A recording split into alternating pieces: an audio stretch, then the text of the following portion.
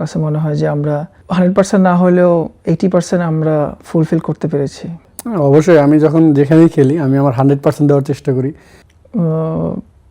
আমার মনে হয় আমরা এখানে আসার আগে যেই স্বপ্নটা দেখেছিলাম অস্ট্রেলিয়া মাটিতে তাদের বিপক্ষে খেলবো এবং ডমিনেট করব, আমার কাছে মনে হয় যে আমরা 100% না হলেও 80% আমরা ফুলফিল করতে পেরেছি।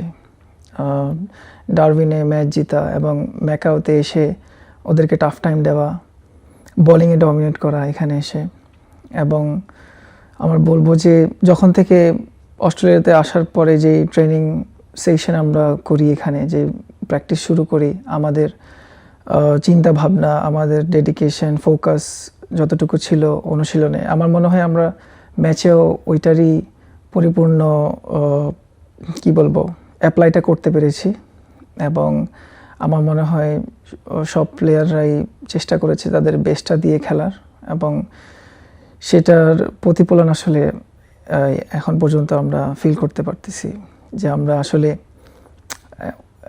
একটা জিনিসের জন্য যে লড়াই করেছিলাম সেটা অলমোস্ট মানে হয়ে গেছিলো, বাট আনফর্চুনেটলি সিরিজটা ড্র হয়। বাট এটা আমাদের জন্য বলবো যে অনেক বড় একটা অর্জন, এবং আমরা ইনশাল্লাহ যত সময় ধরে এইসব কন্ডিশনে খেলবো, ডমিনেট করব এবং বড় বড় টিমের সাথে খেলবো, আশা করব যে সামনে আরও ম্যাচ জিতবো এবং আরও ডমিনেট করব ওয়ার্ল্ড ক্রিকেটে।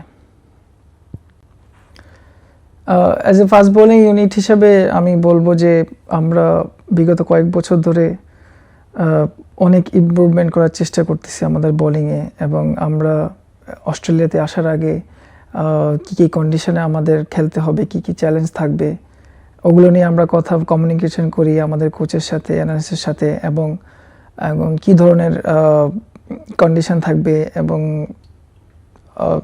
অবশ্যই ওয়ার্ল্ডের one of the best team, ওদের এগেনস্টে আমরা বোলিং করব, সো ওই ক্ষেত্রে আমাদের কী কী প্ল্যান থাকবে তাদের জন্য। তো ওই বিষয়গুলো নিয়ে আমরা কথা বলি, এবং অস্ট্রেলিয়াতে আসার পরে আমরা অনুশীলনে আমাদের যে কাজগুলো করার দরকার ছিল, আমাদের নতুন বলে অ্যাকুরেসি, নতুন বলে সুইং এবং লাইন অ্যান্ড লেন্থ মেনটেন করে বোলিং করা, এবং সব কিছু মিলিয়ে আমাদের ফাস্ট বোলাররা যেভাবে কাজ করতেছিল লাস্ট কয়েকদিন, এবং তাদের যে ডেডিকেশন, ফোকাস এবং তাদের যে প্ল্যান ওয়াইজ তারা আগাচ্ছিল, খুবই ইমপ্রুভিং আমি বলবো, এবং সবাই সবার নিজের থেকে বেস্টটা দেওয়ার চেষ্টা করেছে। তো আমার মনে হয় যে সব কিছু মিলিয়ে তারা ম্যাচের মধ্যে খুবই ভালো ডেলিভার করতে পেরেছে, এবং অবশ্যই এখানে ফাস্ট বোলারদের অনেক বড় অবদান আছে আমাদের ম্যাচ জিতার পিছনে। এবং as a fast bowling unit বলবো যে আমরা খুবই ভালো এবং খুবই কনফিডেন্ট ছিলাম এই সিরিজটার জন্য, এবং আমরা খুবই ভালো। বেসিক্যালি যখন খেলাটা শেষ হলো তখন আমি ওকে বললাম আপনার সাথে একটু কথা বলতে চাই, আপনাকে একটু সময় দেবেন? বলে হ্যাঁ অবশ্যই। পরও ওনাকে জিজ্ঞেস করলাম কিভাবে একটা সিরিজের আগে কিভাবে কোন লেভেলে ফিটনেস করে আসে বা কিভাবে নিজেকে প্রিপেয়ার করে। আর যেহেতু উনি বলতেছিল যে ওনার বয়সটাও একটু বেশি 36, ওনার ডিফারেন্ট প্রিপারেশন, আমাদের হয়তো ডিফারেন্ট প্রিপারেশন। সো সব কিছু জানার, তারপরে কিভাবে মেনটেন করে খেলার পরে নিজেকে, এই আর কি এগুলোই।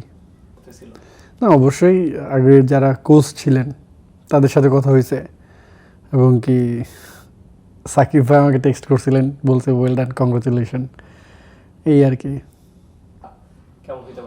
অবশ্যই আমি যখন যেখানেই খেলি আমি আমার 100% দেওয়ার চেষ্টা করি, সেটা দেশের মাটিতে হোক বা বাইরের কন্ডিশনে, এবং কি টিম যেটা ডিমান্ড করে বা টিম যেটা ডিপেন্ড করে, লাইক কম্বিনেশন।